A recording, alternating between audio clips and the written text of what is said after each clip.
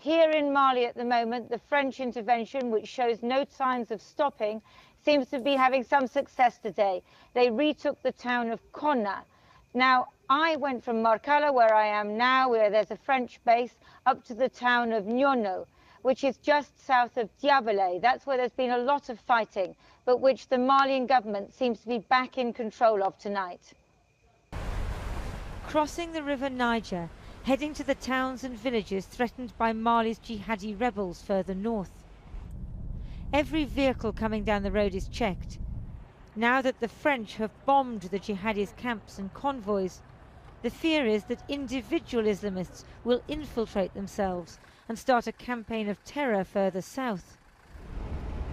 We speed up the road. Evidence everywhere of how poor Mali is, how deprived, how hard life was even before war disrupted the people's existence. As we arrived in Nyono, we found a truckload of exhausted people who'd fled Diabalé 50 miles away last night. The jihadis have occupied the town for a week, and yesterday's French airstrikes were intense. She ran for 24 miles through the bush with her children before the truck picked them up. So many things happened. The rebels did everything. They destroyed our houses. They did everything. I'm so tired. We are very, very tired. Several told me the jihadis are mainly light-skinned Arabs whom they suspect are foreigners. Some are teenagers. I couldn't tell their age, I could just see their size. It was clear they were very young people. Some were too small even to carry their own backpacks. The Malian army is in Nyono to hold the line until the French arrive. Malian soldiers say that without the French, they'd have no chance of confronting the jihadis. And the people I've been speaking today are just terrified. With the tragedy in Algeria, people outside must be asking if the French were right to intervene in Mali.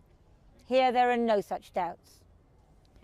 When the jihadis took over the north last year, Malian troops just ran away. They couldn't believe their eyes. They're really heavily armed. I don't know how they managed to get those weapons. They're the most sophisticated in the world. And those vehicles, how did they get the supply line? I saw hundreds of vehicles in the north of Mali. There are no petrol stations there, but they keep driving. It's incomprehensible. Local people bring rice to feed not just the displaced people, but the soldiers too. They know they're not out of danger yet. What happened in Algeria is a manifestation of what we fear in Mali. After Mali, surely it would happen somewhere else. The people of Mali have lived with this threat for years. Now the rest of the world is beginning to understand.